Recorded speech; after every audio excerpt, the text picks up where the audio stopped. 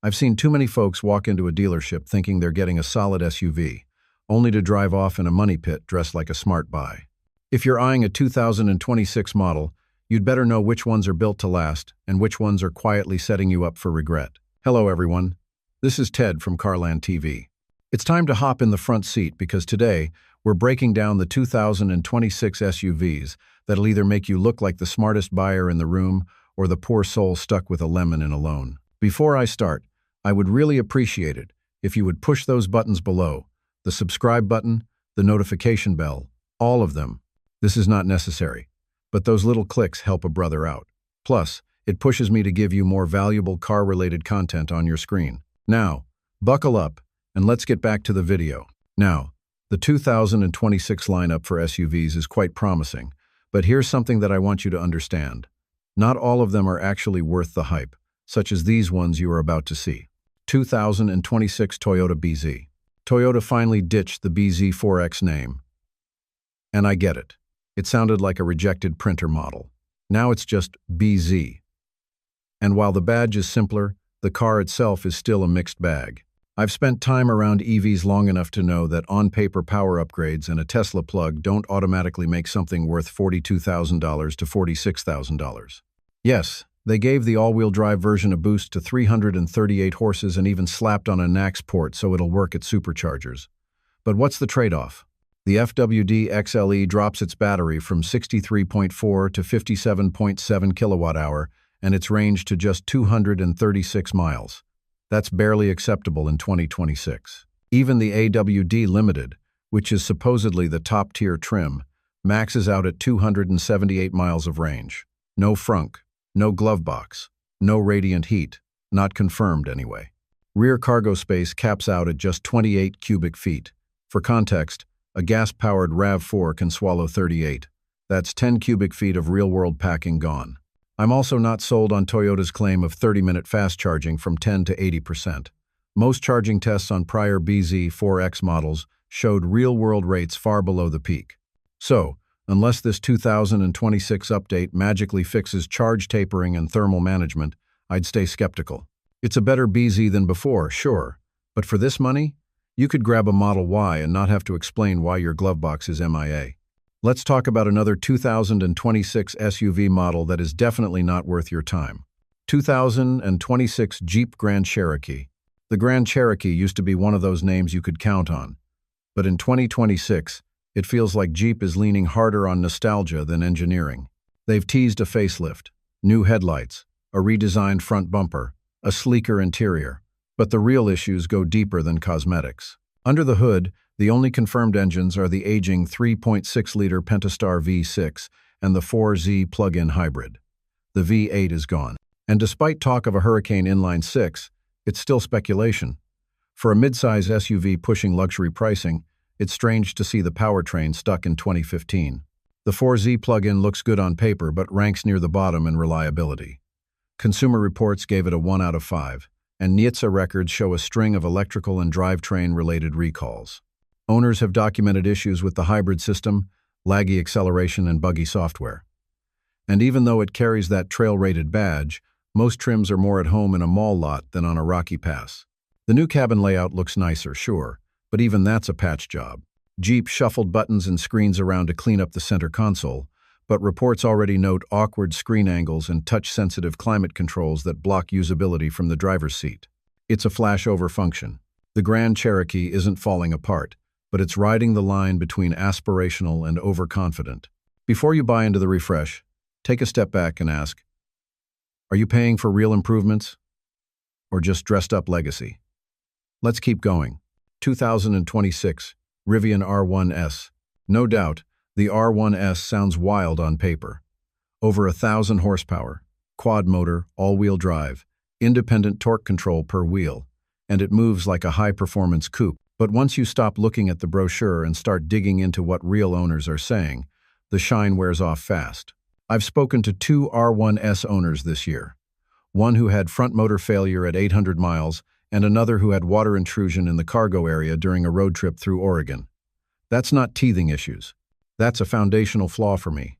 Yes, the new quad-motor Max Pack version boasts 1,025 horsepower, 1,198 pound-feet of torque, and a claimed 400 miles of range in conserve mode. But Rivian still won't confirm real-world EPA figures or publish consistent DC fast-charging curves. Car and Driver's testing clocked the tri-motor version at just 250 miles of highway range. That's a far cry from advertised numbers.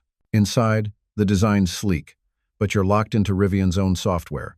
No Apple CarPlay, no Android Auto, and the 15.6-inch touchscreen handles everything, including climate, making it feel more like a beta product than a sorted SUV.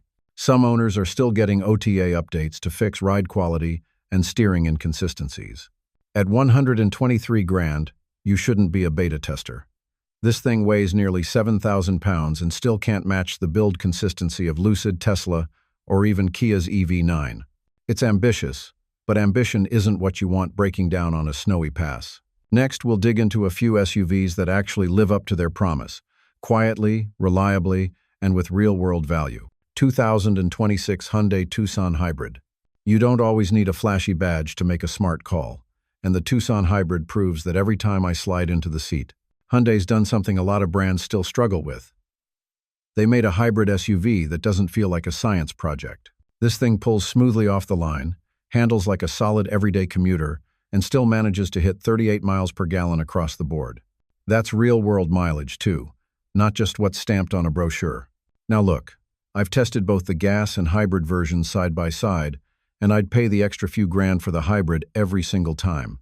The 1.6-liter turbo plus electric motor puts down 231 horsepower and 258 pound-feet of torque, and unlike the sluggish 2.5L gas-only Tucson, this one doesn't feel strained merging or passing.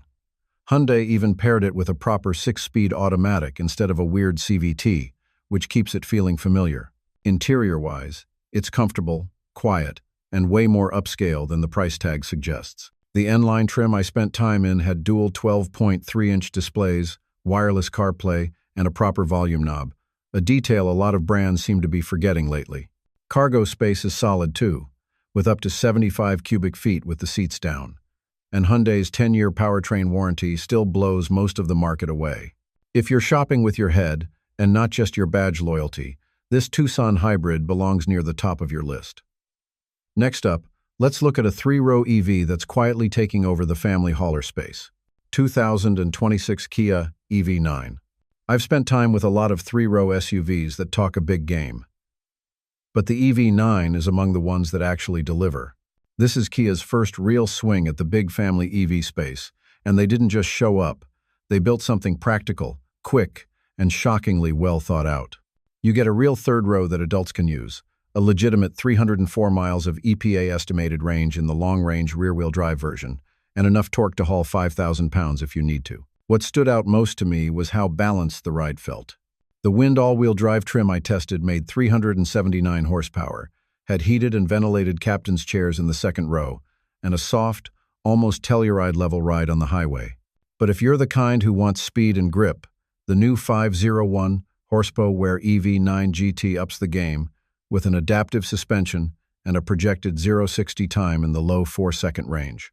That's quicker than some V8 sports sedans, inside a family hauler. Charging's another win. Thanks to 800-volt architecture, I saw up to 230 kilowatts peak at a fast charger, gaining 100 miles in around 13 minutes. And the fact that it now uses the NACS port means more charger options in 2026. Interior is high-tech without being cold.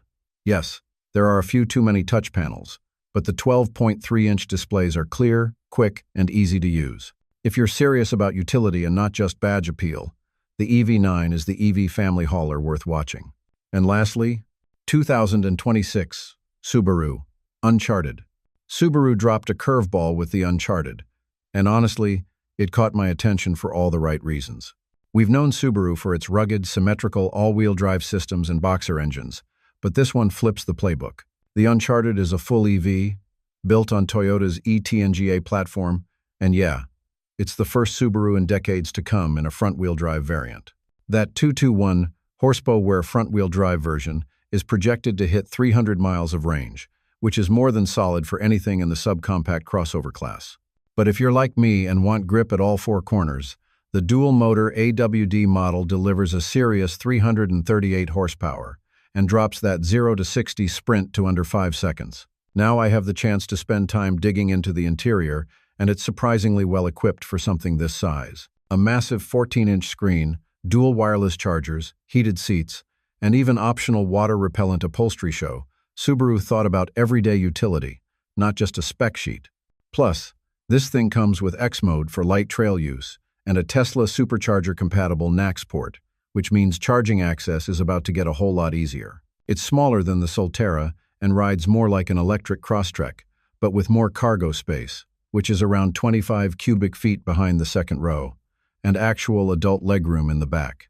If the price stays near the low $30,000 range for the base and under $45,000 for the all-wheel drive trims, Subaru may have just built the most realistic, useful EV for everyday folks who still live for the weekend drive.